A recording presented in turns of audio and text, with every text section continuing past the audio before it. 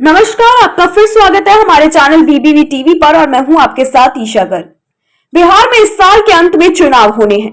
चुनाव से पहले कांग्रेस पलायन रोको रोजगार दो यात्रा निकाल रही है। यात्रा की सदारत कन्हैया कुमार कर रहे हैं। इसकी शुरुआत 16 मार्च को हुई थी। तब से अब तक बिहार कांग्रेस में काफी कुछ बदल चुका है।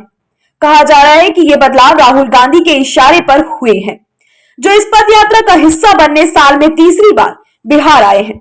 शुरुआती 2 बार जब वो बिहार पहुंचे तो उस दौरान के घटनाक्रम इस तरह के संकेत दे रहे थे कि कांग्रेस दलित वोटरों के जरिए अपनी खोई विरासत वापस पाना चाहती है। लेकिन इस बार के पड़ाव ने पार्टी की रणनीति का एक और पहलू सबके सामने ला दिया है।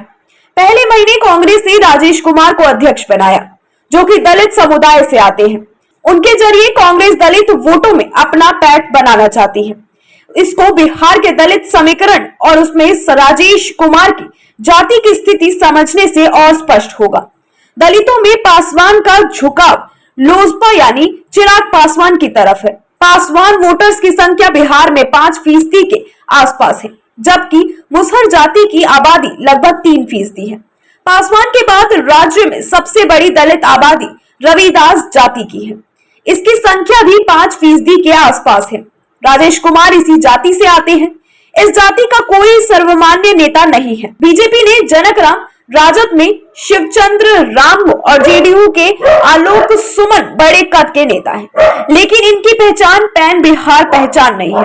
लेकिन कांग्रेस ने राजेश कुमार की नियुक्ति से ये संदेश दे दिए हैं कि वो समुदाय को पार्टी का नेतृत्व करते हुआ देखती है।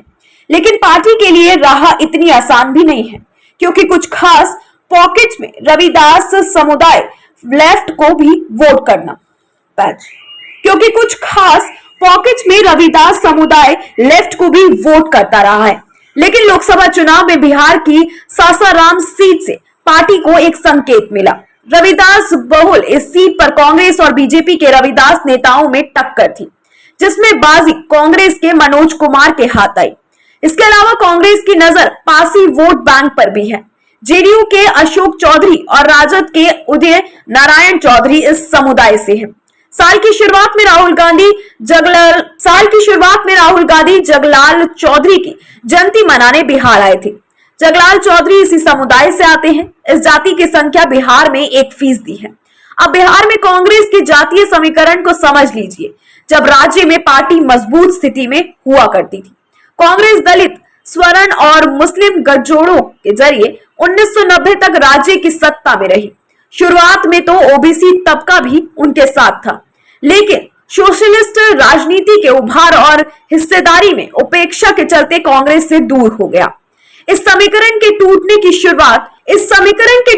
शुरुआत 1989 के भागलपुर दंगे के बाद हुई, जब मुस्लिम कांग्रेस से छिटक कर लालू यादव के साथ चले गए।